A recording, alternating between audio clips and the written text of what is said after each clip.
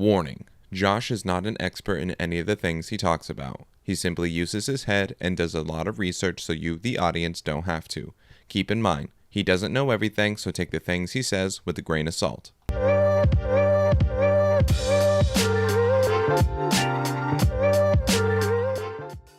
What is going on, everyone? This is Josh Said What, the podcast that'll change the world. Today, I got a very, very special guest. He is the creator and founder of BOXTMMA. He is the one and only Joshua Diaz. What's going on, my brother? I'm so gracious and grateful and impressed with your setup, and just truly appreciate for you taking your time for being here. So thank you, my friend. No, thank you, man. Like I said before, it's a genuine privilege. Anything that I could do, not only for this community, but to meet you guys, get to interact, all this stuff, especially, too, like what you're doing here, it's absolutely phenomenal. No, thank you, man. I really appreciate it. And just like you guys in providing a service and just loving the fight community, that's all I seek to do. And even with my punching bag is just to render service in the development of individuals, because it's hard out there in the fight game. It really is. That's why I like, too, with your punching bag, how you highlight with regular punching bags. You often hurt your hands, your wrists, the joints. With this, it's the complete opposite. No, you're exactly right. So in my MMA career, I dealt with a lot of mental issues, PTSD, anxiety. So I wasn't very technical. So I thought powerhousing, hitting, just, outworking people was going to help me win. But if you just focus on working hard without technique and reassessment and refining, you're going to break your body down. And that's what I found up my body into doing, just breaking it down. From hitting the bag too much. Okay, so was that part of the original creation, what sparked the idea of this punching bag? So I started studying punching bag. Well, I had my MMA career. I didn't succeed. I wanted to be a part of it, but instead of just taking my failure, I studied it. Why did I fail? Why didn't I advance? And with my punching bag, I wanted to get all the render service where a traditional punching bag, they have hard soft spots, where it's cylinder and that's only one striking surface. So, and that's the main reason why people roll their wrist, is because of that round surface. So that's actually what started happening with me. When I was still living out in Lake Havasu, I was hitting the bag and I was using the MMA gloves. I throw a hook, I end up rolling my wrist. And that's why my left one just hasn't been the same. And then what you're saying about the hard spots too, the punch bag I have to be careful about which side of it that I throw a body kick, because one side has a super hard spot that as soon as I kick it, it feels like right here goes numb. So I'm like, shit. Yeah, and it can rotate on you and it can switch on you and it can cause injuries. And then even after my career, I still love training and I wanted to train. But I never been a fan of wrapping my hands. Like I was always the worst one in practice, where coach would get on you, and then my wraps would be all bunched up. And then studying wire fighters breaking their hands, wire injuries happening, and that's one is because of heavy weight. But when you wrap your hands, whether it's MMA or boxing, you're actually inhibiting your tendons, your ligaments, your joints from actually creating stabilizer in muscles. Oh. And then same thing when it comes to your knuckles. We have sensories on here. So when you step, that's why barefoot shoes are so important. When you step, you can fully feel everything that you're doing. So your toes can make the proper adjustment. So same thing when you're hitting a punching bag. The round surface can throw me off, but my bad. The punching the gloves, by throwing the gloves on and foam padding, I'm not going to feel the surface or the adjustment that I need to do. So by wrapping your wrist, you're creating weaknesses, takes time. And then I'm a father now. I just want to get to hit my bag. So it's that's why I made it out of high density foam. Okay. See, and I love the sleek, simple design too, especially the logo, because, especially what you see in a lot of success with branding and everything, it's the simplicity that sets the tone. Like you look at the Nike symbol, you look at Adidas, you look at Reebok, it's very simple. So that's what really caught my eye about your logo. And it's just because it's such an abstract idea, everybody, especially in the fighting community, thinks of just a regular punching bag. But when you throw a squared punching bag into it, it's like, oh, what the hell? And then once you break down the mechanics, the science behind it, especially like with the ligaments, the tendons, and everything, then it's like a oh shit moment. Yeah, it's funny because like you say, it's sleek and it's a modern design. But when it comes down to it, how you advance the square is you made the circle. So in boxing, we want to simplify things. So you take one step back, and you get the square. So instead of a circle, when I'm shifting, I'm not where a position or place. I might roll my wrist. The purpose of a punching bag is to provide a target for you to punch, but not just punch, advance your skills. So with a square bag, it simplifies the circle. So 4 points, four sides, that's 8 different references of center. And then when the bag shifts, I'm more aware of directing my force and less chances of me rolling my hand. And then when you Hmm. look at a regular punching bag, you're already teaching people to throw hooks wrong because the face is not round. But when you Hmm. get these corners, you're able to move and adjust with them. Yeah, yeah. That's what I really like about how you applied uh, science, physics, and just mathematics to your development. Because, like, I won't lie, that stuff, it could go over my head sometimes. I love astronomy and physics, but sometimes it goes over my head. So, like, the way you break things down in your videos, I'm like, wow, that really makes a lot of sense. Man, thank you. And the person who actually inspired me, her name's Carolyn Wester. Uh, Look her up. She's one of the main head coaches at AKA. She does wrestling, but why she's significant is she does sequential movement through the body, and she uses mathematics. So she uses body Oh. leveraging. So she basically will increase your performance just by teaching you how to activate the right muscles. But when I met her, I really got into sacred geometry, and that got me into phi, the Fibonacci sequence, and seeing how the body followed patterns. And I just wanted to explore, and I dove in that. And then I'm like, man, I can actually blueprint movement to create algorithms because when you're learning code combinations, that's exactly what it is. But when it comes to learning and neuroscience, you need corners. When you Mm-hmm. create corners, you create grid cells and place cells. So think of it like this. So think about when you're in your kitchen and you can close your eyes and you can walk through and you know where everything's at. Well, on a subconscious level, you program that map in there. So when you step in your kitchen, your brain's gonna go ding, ding, ding. I'm in the kitchen, so you can close my eyes. So when you go in the garage, it's gonna say ding, ding, ding. I know I'm in the garage. So when you're training with a square punching bag on a subconscious level, now you're making those adjustments. So when I'm fighting you, if I'm right here, when I move this way, there's different openings, whether I'm getting my ribs, side of the body, or behind of my body. So now I can see that with this.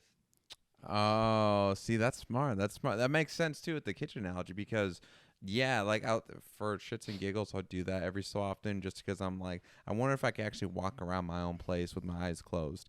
And when I think about it now, especially with corners, that's something that always seems to be distinct to stick with your memory because the corners are always what you look for the most. Yeah, and this is actually some recent and new stuff in neuroscience. So that's why I figured I want to jump on it. And then the more I started studying physics, neuroscience, even psychology, I would go to gym, coaches to coaches, and ask the striking coach, hey, do you study neuroscience? No. Do you study anatomy? No. I go to the chiropractor, you study striking? No. I go to the strength and conditioning guy. Do you study striking this and that? And it was always no. They just did one thing. Mm. So for me, I put myself on a schedule. So Monday, I started studying anatomy. Tuesday, I started studying physics. Wednesday, I started studying philosophy and psychology. You know, how you view things, paradigms. And then Thursday, I started studying neuropsychology and neuroscience. And I combined everything together. And that's how I developed my mathematical way. But at first, that was so overwhelming where people were like, that's too much. It's confusing. So one thing that I learned is if you're trying to teach someone, anyone, anything, first give them the tool to Mm-hmm. see them how important position, placement, Mm-hmm. angles, the direction of force when it's going center or you're clipping the chin. Okay. Okay. See, I like that. I would say you're the first person I've met that actually studies recreationally like me. Like, do you actually have your own textbooks? Yeah, I have notes. I constantly I have an audio account, so I'm always downloading new books. I'm always buying new books. And like I said, so Monday's anatomy, Tuesday's physics, Wednesday's philosophy and psychology, and Thursday's neuroscience and neuropsychology, and then Friday's review. So I have my process where I'm waking up, when I'm studying, how I'm studying, and then I even try to include my content so it correlates with that. And that's where that's why I Oh. got 70,000 fellowship followers, because like, yeah, I give out juices, foam rolling, fasting, meditation, how to increase your precision by adding neuroscience, Mm-hmm. or whatever. And like, it's like you providing service and helping people. Yeah, yeah, I love that. It's very rare to come across people who actively seek to self-educate. Like it's, and that I don't mean that like a negative connotation towards other people that don't, but it's like I strongly encourage, don't just read like fiction stuff like that, but read to study, to educate yourself. So like me, for example, philosophy, psychology, and history are my three favorite subjects, hands down. I've read a complete textbook in psychology from front to back, Advanced American Government front to back. Right now, I'm studying the complete history and the complete powers of Congress. I'm reading the 48 Laws of Power. I'm also reading a textbook on financial accounting, as well as on Adobe Premiere Pro. And I always alternate from one chapter to the next. And whenever I do textbooks, I take notes, I study it, I do all the quizzes, all the tests that I can and everything. So it's like major respect to that, man. Well, I appreciate you acknowledging that in me, but that's so amazing that you're structured, you're organized, and then you're intaking all that information, because you see the importance, how you can be stuck at one thing and feel like you don't understand. But when you read a book, everything starts making sense, and that one book or one thing leads to another Mm-hmm. thing. And now you got yourself to a position and a point. You understand what you're doing, what you want to accomplish. So you're not just reading, you're reading things that are going to actually benefit not just you, your company, but your community, bro. So like, like energy always attracts like energy. So I Mm-hmm. appreciate that, my friend. Yeah, thank you. Yeah, absolutely, man. What would you say is your favorite book? I like Wallace D. Waddles, The Science of Getting Rich. Oh, Have that's you ever what's read that up. one? I've heard the title, but I haven't read it yet. I'm gonna have to get that It's though. the reason I like it is because it's super short. It's super simple, and yeah, it's not preaching you, but it just tells you the foundations of what people do for you to make your own choices, Oh, okay. and also the reasons on why you should set your goal high. Because one of my favorite quotes in the book, he says, "You can render God no greater service than to make the most of yourself, for yourself, for your community, and for your family." And I think that's beautiful, man. Hey, that literally just reminded me of this book I read, Special Ethics by Reverend Joseph. What was his last name? Joseph Sullivan, I believe. But Special Ethics, in the very last page of it, he said, do not sit with idle hands when God has blessed you with so much potential. Keep a record of your achievements so you may share them with God. Throw yourself into the merits of man. Even when you're scared, be courageous. Be a doer of the word, not a hearer or sayer only. So I Man, that's literally hit the nail in the powerful, coffin. bro. That's beautiful and powerful. And see, I like reading like things like that because they inspire me and make me go for more and want to do more. And it strengthened me, bro, because like, by me coming out with my bag, I have literally gone into top gyms in Arizona before I even say a word, because I talk about physics, neuroscience. Top coaches will look me out and say, "F you. This is fucking stupid. This is the Really? biggest gimmick I ever." But at first I didn't understand, and I'm grateful that I've learned how to articulate myself, because I would just say thank you, because these are top coaches. Mm-hmm. And I say thank you for your feedback. I appreciate it. But when reevaluate, I'm like, I know something they don't know. And a lot of times what happens is when people feel insecure, they go to the lizard brain. And that's why a high level person will automatically cuss someone out when they're just offering help. Mm-hmm. But going through that, I realized that, hey, this is a community, this is a culture, so I need to learn how to not insult them or try to make people feel like I think I'm better or I know more, Yeah. because it's not that. It's just something I studied, and I know that my punching bag can provide service to coaches, athletes, and through this backlash, it just only helped me grow. And just, I'm grateful that I'm in a great place, so I don't take it negative and don't hold negativity, but I can grow from it because I learned to articulate myself better because Yeah. of it. Yeah, and it's interesting you mentioned that, because I was actually just watching a video earlier today, and it literally hit the nail on the coffin, because it was saying that the difference between genius and talent is that talent is able to hit the target. Genius is what creates the target. So a talent is able to go after what you can see, That's but a beautiful. genius creates what you don't see. That's amazing. I love how you put it like that. That's dope, bro. I love it. That's super awesome. Yeah. Yeah. What's cool too is that I give a shout out to you on that too, because I see you often talk and work with Henry Cejudo, but Dana White has bought some of your bags too. Yeah, I was so blessed. Dana White bought 5 of my bags. It's amazing because one of my mentors, good friends, is AL3, and I get a call at like 1 in the morning, like 5 missed calls. So I call him back in the morning, and I see all these messages, bro. Call me. Dana White wants to buy your bag. So I message him, and then around 9 o'clock, his assistant calls me, and it was so surreal. I'm grateful my dad and my uncle were here. Uh, However, sold him 5 bags, but it's just been silent. So I'm just waiting patiently because I know I'm going to hear from him, and I know something great's going to come out of this. So it's exciting. Yeah. Yeah, it's always great, especially at that level. And one thing I've especially learned too is that patience is key. Like me, I always have a bad habit of wanting to rush, because I just want to go, go, go, go, go. I like to hustle. I don't like to wait or anything. So like, as I've been doing more of this stuff, I've been learning more. It's just like, just got to be more patient. Yeah, that's one thing that as you, myself, I realized my whole life I've been in a rush. My whole life, it's been fear, whether it's driving or whatnot. And now I literally try to walk in faith because hurry is a manifestation of fear.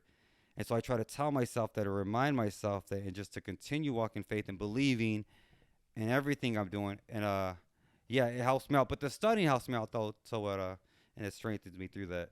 Yeah. Yeah. So what's your favorite thing about philosophy, would you say?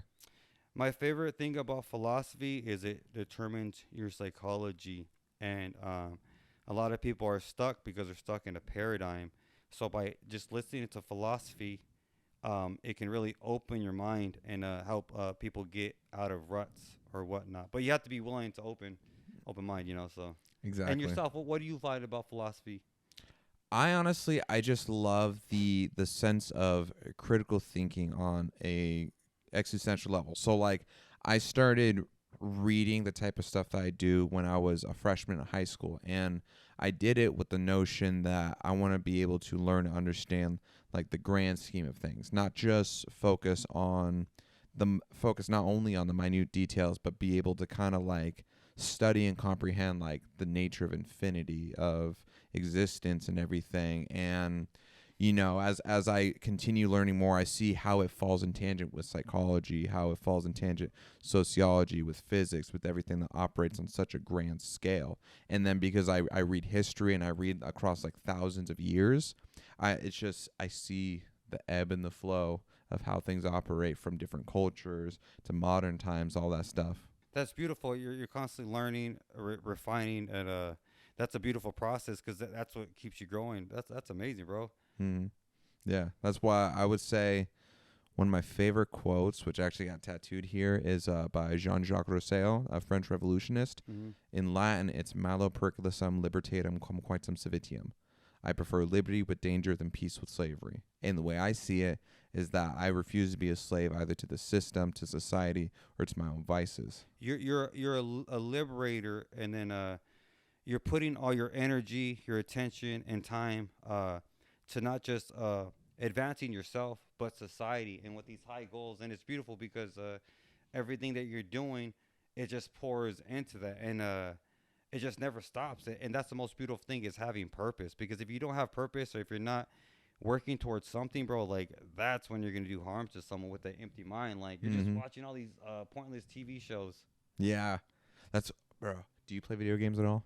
No, no video games. You do? I used to. I don't play games at all anymore now.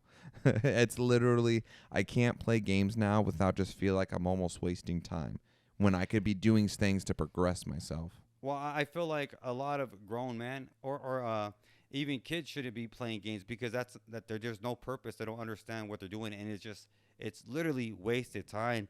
If it's a league or something, or you're gonna make money out of it, but like you being a father, a grown man, and having a business, like right now, I wouldn't be doing this if I wouldn't be sitting across with another high level intellectual person because it'd be a waste of my time taken away from my family. But what I'm doing right now is I'm hanging out with a friend.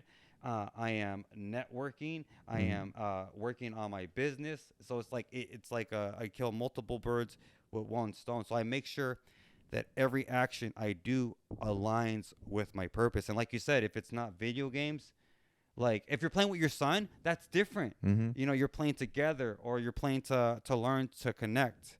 But if it's not aligned with your purpose, I see there's no purpose in it. Yeah. That's why I'd much rather just read or work and hustle. Like I'd rather just do that. I can't do. I used to play video games religiously, but now I just can't anymore. When did you come up with your goal? Because that's a beautiful goal that you want to help the world. Like when did that dawn upon you? And when you came up with that goal, did it also come dawn upon you like, hey, I should study and like ceaselessly, endlessly, because it's only gonna help. I would say that happened. It was my freshman year because before my freshman year, I hated reading. Religiously hated it. But then it was just like for some reason I was in Altaloma, Mm-hmm. over in California, and it's just one day it was almost like a voice in my head say study, just start studying, start reading, and don't ever stop. And originally I didn't understand the motivation because I was also in a troubled, like that was part of like the troubled history of my background and was going through a lot of stuff at that time, so I didn't understand it. But over time I've learned that wasn't necessarily just to gain knowledge, but it was to gain wisdom, not just to learn like these are the facts, this and that, but it was to learn the wisdom of operations, of existence and everything. And it was around that time that's when I started, and then I made up the two goals: change the world and to just keep on reading. And slowly over time, I went from having so much anger directed to the world to now, because of all that I've read, I think it's just this world is beautiful. Us as human beings That's are beautiful beautiful. creatures. That's amazing. Because like it's like you woke up and um, for one thing I've learned and from Jordan Peterson, it's like my little boy, if he's crawling and there's something right here and he starts reaching for it, that's consciousness seeking expression through him. Like he has to grab this ball, grab this whatever, play with it. And through that action, he's gonna learn. So you have always been following the consciousness, the God, the Lord, the light within yourself. It's like read. I don't know, dude. Because dude, you're like you say, you're impressed with me. I'm blown away by you because you're more well read than what I am, and like you're quoting to quote these big long quotes when you read all these books. People don't realize how hard that is. It's very hard, and I don't remember a lot of that Because stuff. they're literally like, oh, like what was it? How did it go? Because you read so much and you're constantly, it don't stop. It's Hmm. fun. Like that's my new Netflix. It's Exactly. like I can't wait till my new neuroscience or what I learn in anatomy or physics. And the cool thing about it is, the more you study, even at the same thing, it creates a groove. It creates a Hmm. groove, so it comes faster. Or you see something that you didn't see before, and it's like, oh hell yeah. Hmm. And life's fun again versus TV, seeing people live lives that are impossible and a fake, and just I don't know, just like a yeah. I mean, I used to be like a Jersey Shore all day, but what did that do I for used me? to love that show. I remember watching that show when I was a kid. Fucking yeah, we. I remember like watching a show, prepping, and then going into the club, and then fucking next morning, go to the gym, do laundry, go tanning, take your shirt off and shit. I love that. I love it. I don't even watch TV anymore either. That's all I used to do. Video games, TV. When I was a kid, my diet was so bad. I used to drink like 2 liters of soda a day. Damn. I would knock out a whole pack of Oreos by myself, but I still stayed skinny. That was my gift, the metabolism. But that's crazy, bro. Like one thing that I learned and one thing that I did, and I would even love to teach you about, and this is my thing. That's why I got a lot of followers. Is I talk about this stuff. Is like people don't understand the importance of cutting out processed sugars and colors, and like how it hinders you with learning, anxiety, like Mm-hmm. remembering. It's like, bro, that just slows you down. Right, like red 40. I found out, like, especially with kids, that's what causes so much issues with extra hyperactivity, aggressiveness, and stuff like that. So ever since I learned that, I started cutting that out of my kids' diet. Bro, it's red 40, the blues, yellows, every single one of those things. It can cause nightmares, anxiety, heightened allergic reactions, mental issues, depression. Like, it's crazy, bro. Like, and I noticed with my daughter, where sh I don't, grandma and grandpa can buy whatever they want, but we just feed her all organic. So, like on Halloween, when she had all those candies, bro, she had nightmares waking up, fighting with us, like, because the kids get erratic because fucking poisons and drugs in the candy. Mm-hmm. Yeah, yeah. What do you think about that too? Like, just the processed foods and how all of our food now is just overwhelmed with sugars, with these extra chemicals, with all these things that are not supposed to go in our body. I think it's necessary that people should start eating organic and evaluating their food, because this is all the cancers and sicknesses. And anybody who likes Dr. Sebi, uh, look up Dr. Earl. It's a mucusless diet, but basically that's all what it is. Is what causes sickness is mucus, and the more mucus you have in the body, the more chances of sickness. So the more that you can fast and cut out these things, man, the better off you're gonna be from dying early from cancer. That's true. That's very true. It's almost like how the Bible references how the fruits and vegetables of the earth is your medicine. No, And, it most definitely is. Like a lot of people are taking pills for anti-inflammatories and pills to sleep. When there's things and stuff in nature, like all these bodybuilders are taking all this creatine and like trying to take all this extra amino acid, when you're not gonna get a better source than eating like grass-fed, bison meat or cow. Like you're gonna get way more from that. But it's so well brainwashed for people that they're gonna buy it. mm-hmm. Yeah, that's why I relate to you so much when you talk about how, like, you get some haters that like try to bash what you're doing and everything, because it's like those memes or those pictures you see online all the time, how you see so much of the crowd following one way but you see so few following the right way. And it's like, when you think about on a philosophical level, the very nature of good and evil is objective. We could bend our perception of what it is, but in the true nature of existence, we can't change that. And for like us, we have to be able to discern the difference between right and wrong. And especially nowadays, when it's so easy to just fall in line with the crowd, that it's that broad brainwashing where they think that, oh, if I take all these pills, all these extra supplements, this is going to do great, when they're petroleum based or they're actually bad. They have these extra chemicals. It almost seems like, especially like a lot of the way we should operate our society is to go back to more traditional stuff. Man, you're absolutely right. Because even with me saying like, "Oh, this is all wrong," I used to be that knucklehead. I remember signing up for bodybuilding. Trophies up there. See that? Yeah. Signing up for bodybuilding. I'll never forget. Like I was so excited. I'm like, "Oh, I just started this new journey. I bought my creatine, my protein, my aminos. I got omega threes. I got fish oils and all this shit." And this one lady was like talking shit, like, "You don't need to do this."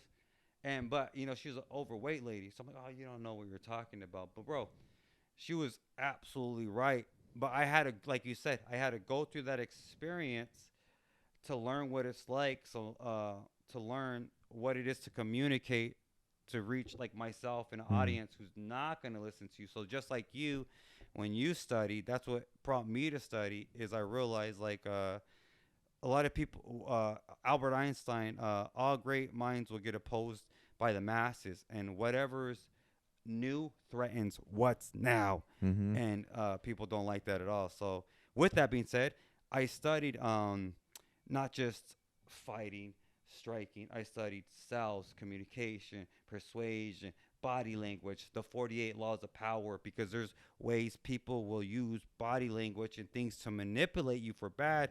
But when you learn it for good to make people feel comfortable around you, open, and to make people like, oh, I want that guy, my leader. It's everything in your stance, and you have to study. And if you Mhm. don't know when you go against the guy who does, you lost, bro. Oh yeah. You're done. Yeah, it's a wrap. It's a wrap from there. That's why, like, especially why I'm so heavy on it, because especially like in this doing this stuff and everything, Mm. you like if I was to come on and try to talk about a subject I was not familiar on, I just sound like I'm speaking bullshit. But that's why I put so much invested time to kind of study, get a grasp. Even if I don't know it, I try to be open enough to understand and listen Good. and digest it.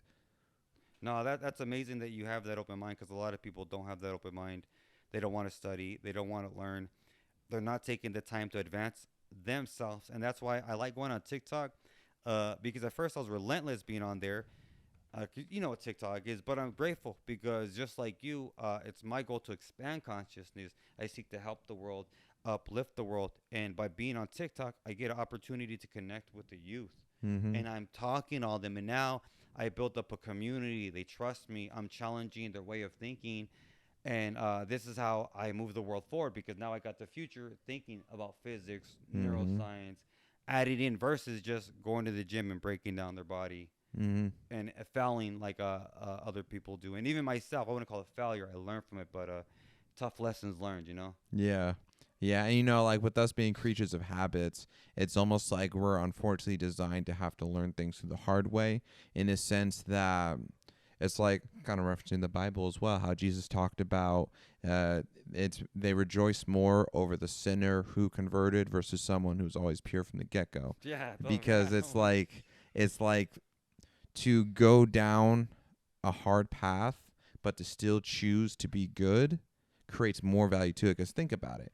If things has always been good forever and ever, what value and what meaning does good actually have? But if there's the opposition, if there's evil at the same time, you've experienced it and you still choose good, there's greater value to it. So like that book that I mentioned, Secret History of the World, these ancient societies, they would purposely expose themselves to evil because in order to understand what is good, you have to understand what is evil.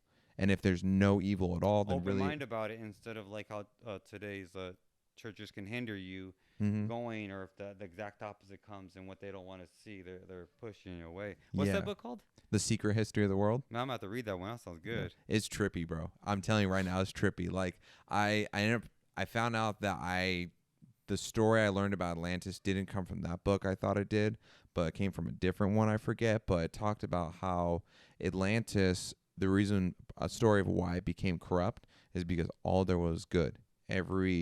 Everything was satisfied. There was no needs, no wants. Everybody was happy and everything was good. Over time, though, it polluted. The goodness became corrupted, and that's what resulted in chaos and anarchy. No, it makes sense, bro. Like it to be everything perfect, you're numb, but then you miss opportunities of pain for growth, and you're really experiencing life. And it's like, yeah, if you're numb to the pain, now you feel good. You don't feel anything at all, in a sense. Mm-hmm. Yeah, that's why like I give you respect too. Like with we were talking about earlier, like you grew up around a lot of rough areas, and now that's what motivates you more than ever to not only take care of yourself, provide for yourself and your family, but also give back in a way that can help others, especially the youth. No, most definitely, yeah. Like I grew up hardship in not a good area, and then I'm fortunate enough now to literally move in the polar opposite. So I grew up in the highest death rate in Arizona, square mile rate radius, Wow. gang violence, drugs, and now I live in the lowest. So with that process, it's understanding, like seeing how people don't make it out, and it's like you said, you want to go back and not just give people free blankets and stuff, but it's like feed people in the mind because I honestly believe that the West Side's never going to change, and that's okay. But I can elevate people and get them out of there, Mm-hmm. like or create a safe place for them to go who is listening. You know what I'm saying? Because they need those pockets of gyms and boys and girls club. But yeah, like you say, when you study history and it is what it is, there's a reason why the West Side's the West Side. Scottsdale people out here. It's like you work to get sections and yeah. Yeah. And like you hit the nail on the coffin too, because right now we live in a society and a world that's so focused on seeking out all the external sources to fix what's inside, when at the end of the day, the only way you can fix what's inside is by going inside. So like the Yeah. reading, the studying, understanding psychology, how your mind works, how your own consciousness and your emotions function, unless you know how to interpret that and understand yourself, you're never going to fix those issues. So like with me, the reason why I started studying psychology is because, going through trauma, but I'd have people in my family, all kinds of friends that go to psychologists, psychiatrists. All they would do is just feed them pills Yeah. and all this external stuff. And so I was like, fuck that. I've already seen so many people overdose and suffer from that stuff and addiction. I'm just going to do it myself. And that's what started me path. And I went from absolutely despising the world to now I absolutely love it. That's beautiful that your journey took you there, and like you saved yourself through educating yourself because you were bitter and spiteful about something. But it's like you had to be there to understand, and now you could connect with people because Mm-hmm. you've been yourself. And yeah, that's why like even my back. That's why I tell people I connect. I connect through corners, and I'm gonna get you. It's interesting, and either when you hit my back, I'm gonna save you from blowing out your shoulders, or I'm Mm-hmm. gonna connect with you and teach you about meditation, fasting, any type of nutrition, and just like yeah, in any possible way. And that's why I'm gonna eventually open my gym so I can really hone it more together. I'll be excited for that. I guarantee I'll be there for the opening too. Oh heck yeah! Maybe like in 6 months, man. Just waiting for the bag. I know a big opportunity is gonna come up with that, and just marketing sales, and that way I can have my own home and teach my own mathematical way where I'm not competing and help coaches, help athletes, and then create a place where people can come and grow and heal. Exactly. That's why I love this sport so much. Like, like I was saying before, like I understand when fighters like they got that itch, because seeing like from our backgrounds, like stuff that we've seen, fighting ends up being an escape from it, because especially us as men, we end up internalizing so much of our problems. We don't ever express it. That always leads to a blow up or just making all kinds of bad decisions. So especially in combat sports, just training in general, it's that release. Like every single time I go and I train Mm-hmm. jujitsu, wrestling, striking, or anything, it's everything's quiet. I only have one direction, one goal, and it feels peaceful. You know why though? That is too.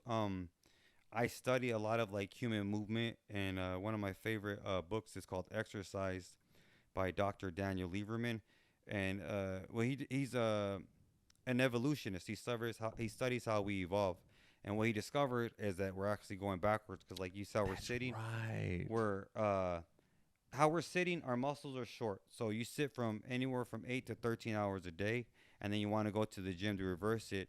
Um, However, you going, that's just your natural, your body expressing yourself.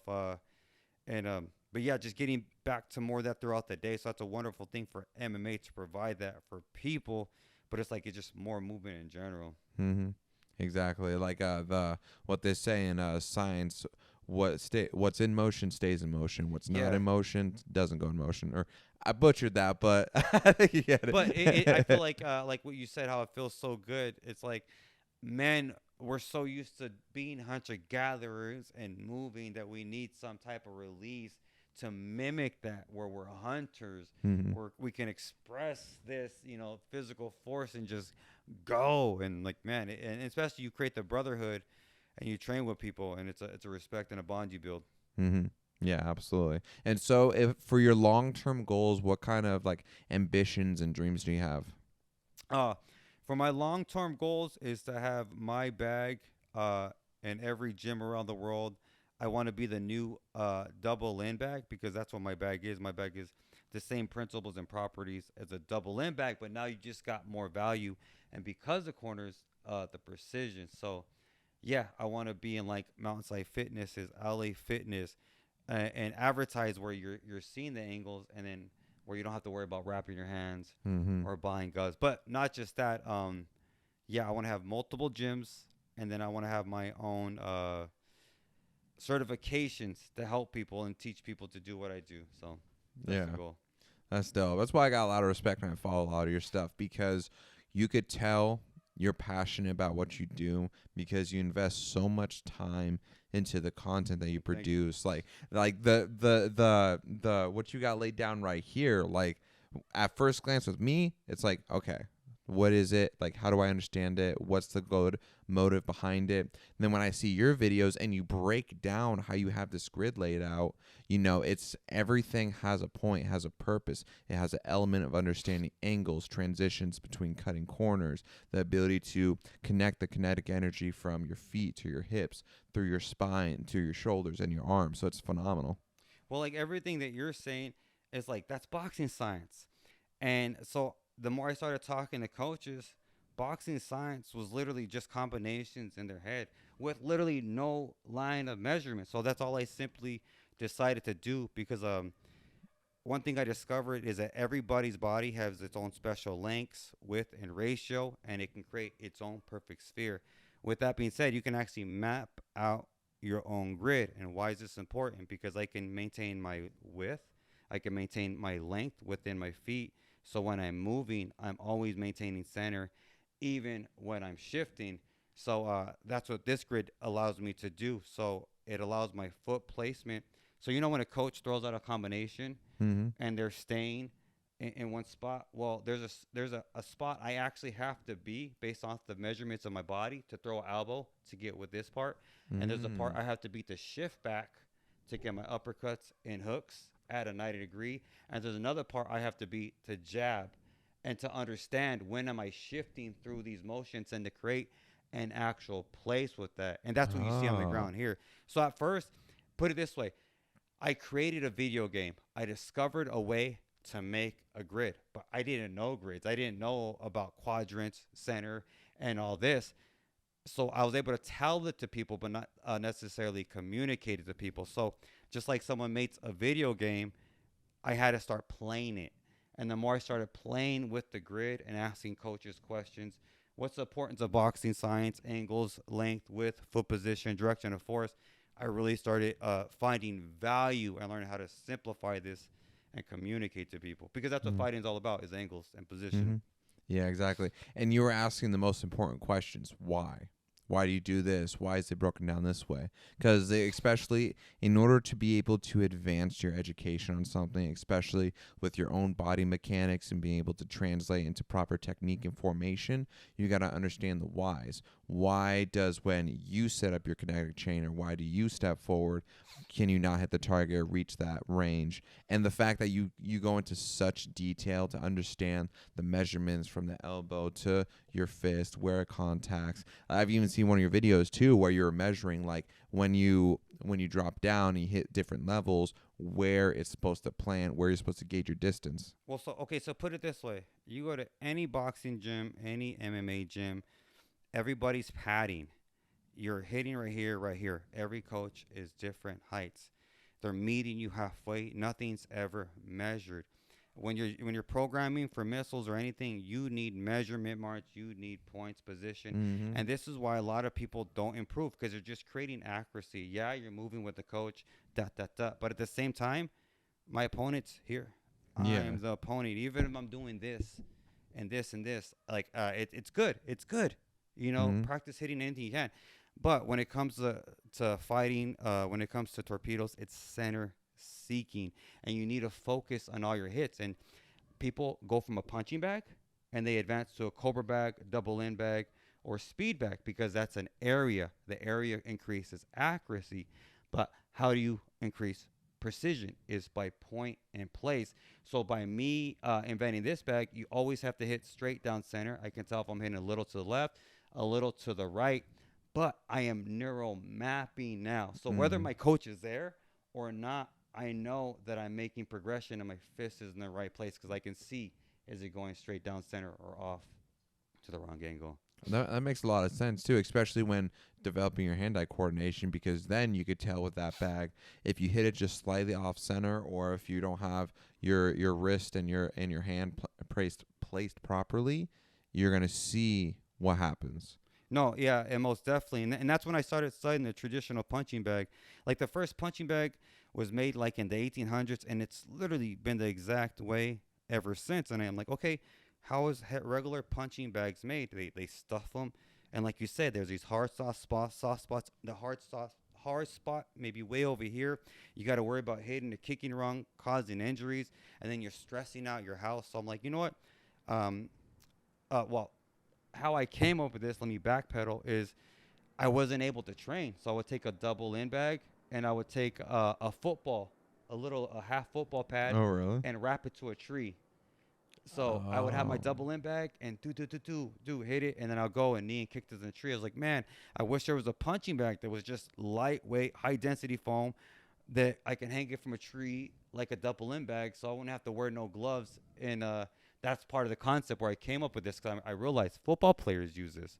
Football players are some big Oh. boys. That's You know what true. I'm saying? Like, they're delivering way more force than fighter because they're running at you full speed. And I researched foam and I researched everything, and that's how I came up with this guy. So how long did it take for you to turn this idea from just an idea to an actual physical reality? Well, at first I was trying to invent something else, and it was like a big old, like a punching sled.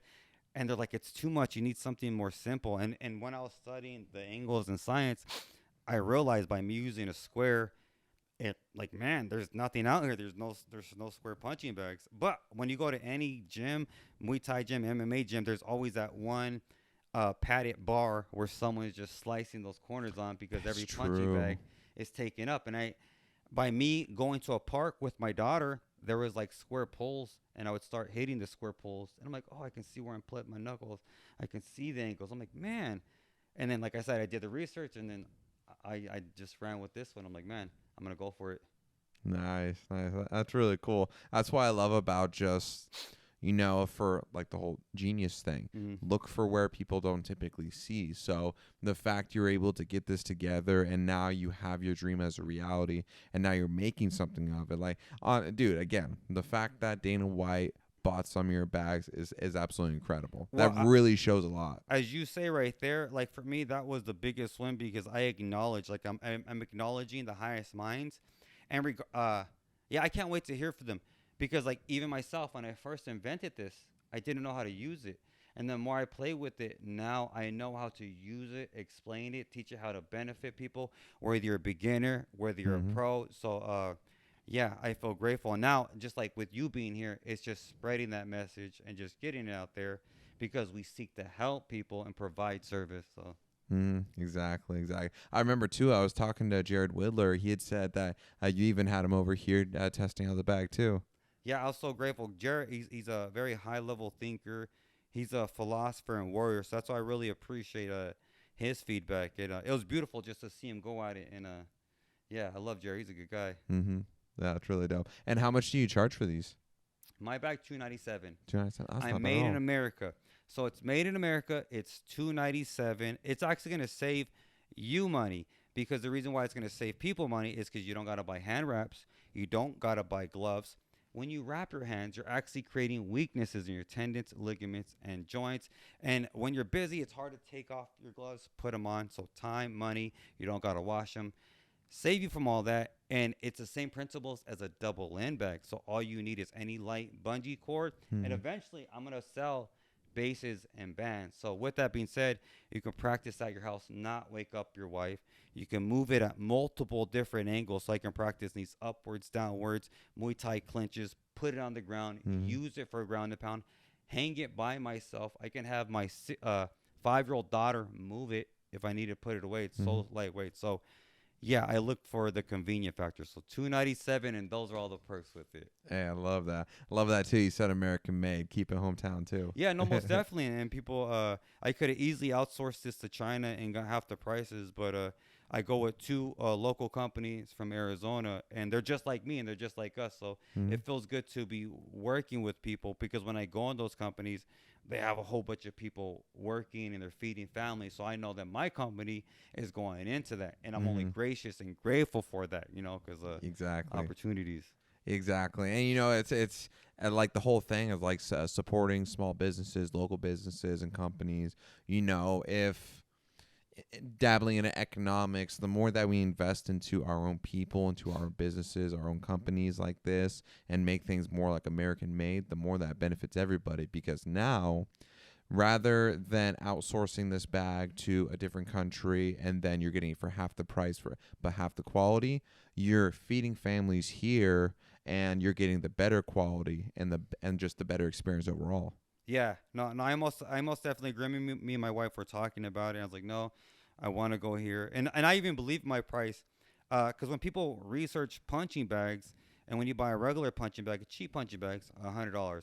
A quality punching bag is anywhere from $150 to $600. Mm-hmm. But then you gotta buy a mount, and then you gotta buy a weighted spring screw or some type of chains. You got to buy the drill. Like it's so much that goes into it. Not saying it's a bad thing, but we all can't do that at our house.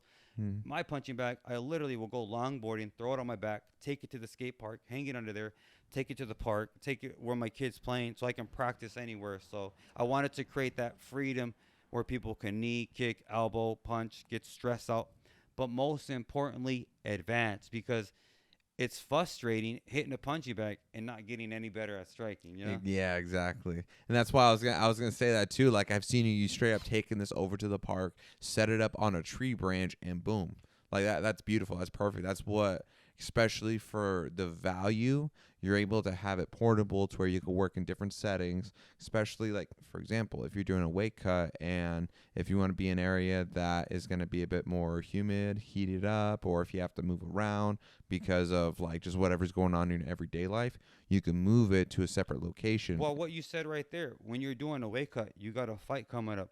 So I don't want to break your body down. I want you hitting on something that's going to build, absorb the tension and not hurt you. Because a lot of people will hit heavy bags and roll the wrist or hit their toes or whatnot. So, yeah, like this is for that purpose as well. I love that. That's awesome. That's awesome. And so before I wrap it up, I always have this question. If you could have a message or anything you want to get out to the youth, what would your message be?